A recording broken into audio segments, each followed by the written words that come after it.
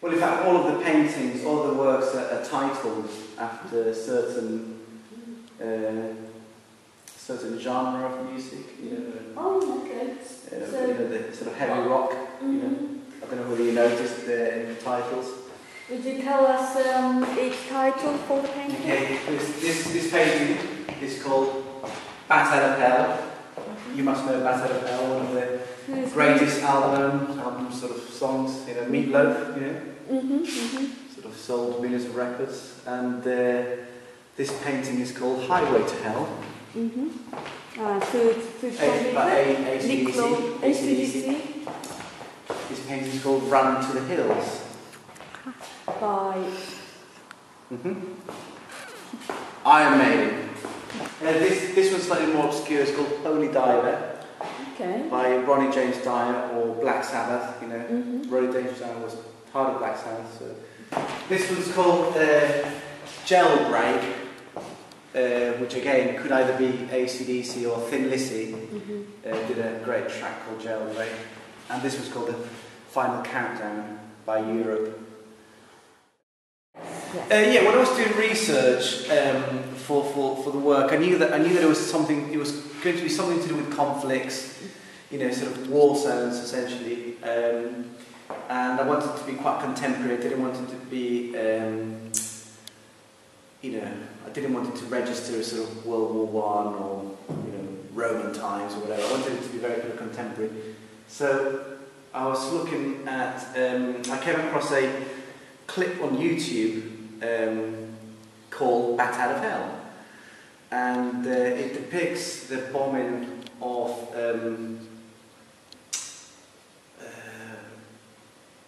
it's 1982 footage.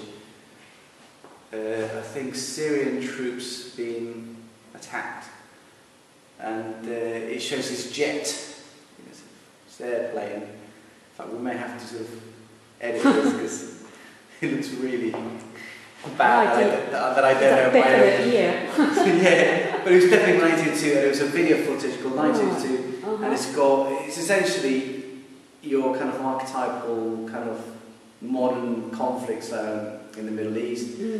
And is it in a city? Yeah, it's a city. Okay. You see the city being attacked, and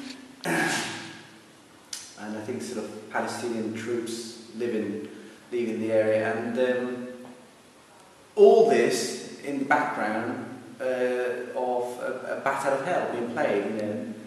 And I thought it was kind of like a really strange, you know, juxtaposition of this kind of music with, you know, and then as you go on, you find out there's many videos of similar, you know, wars in Afghanistan, Iraq, Iran, and you know they all have sort of heavy metal music.